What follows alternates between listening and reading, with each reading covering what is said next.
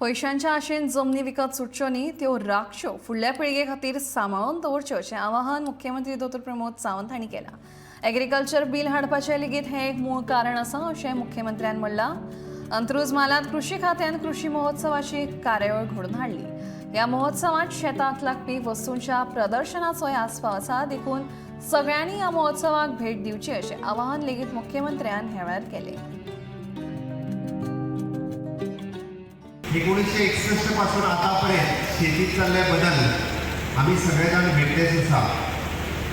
कोण गोंयकार कायद्याचे प्रणेते म्हणजे काही उपरांत बाब रवी नायकच आसात, तेंच्यांनी कोण गोंयकार कायदो गोंयांत हाडून शेतकऱ्याक आपलो हक्क मेळोवन दिवपाचें काम आनी खरो शेतकरी जो आसा तेंच्यांनी शेत रोयचें हे तेजे प्रणेते आसात। आनी आजच्या निमित्तान लोकांक आपल्यो जमनी स्वताच्या हक्काच्यो मेळ्ळ्यो, त्यो जमनी विकच्यो न्हू म्हणून आमी एग्रीकल्चर बील हाडलें। बरेच जाण विचारतात, बरेच जाण विरोध करतात एग्रीकल्चर बील कित्याक जाय म्हणून। एग्रीकल्चर बील इतक्याच खातीर निदान पेडी एग्रीकल्चर लँड तरी लोकांनी विकची न्ही।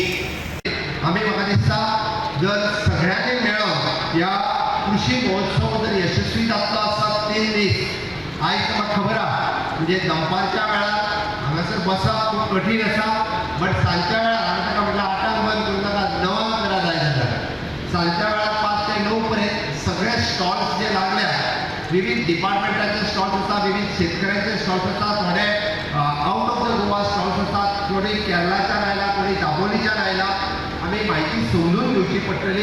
हांव गोंयच्या सगळ्या शेतकऱ्यांक जे शेतीत इंट्रस्ट आसा आणि जे शेती रिलेटेड बिझनेस करतात अशा सगळ्या लोकांक ह्या 3 दिसाच्या कृषी महोत्सवात मुद्दामून तुम्ही आमच्या फोंड्यात येवचें।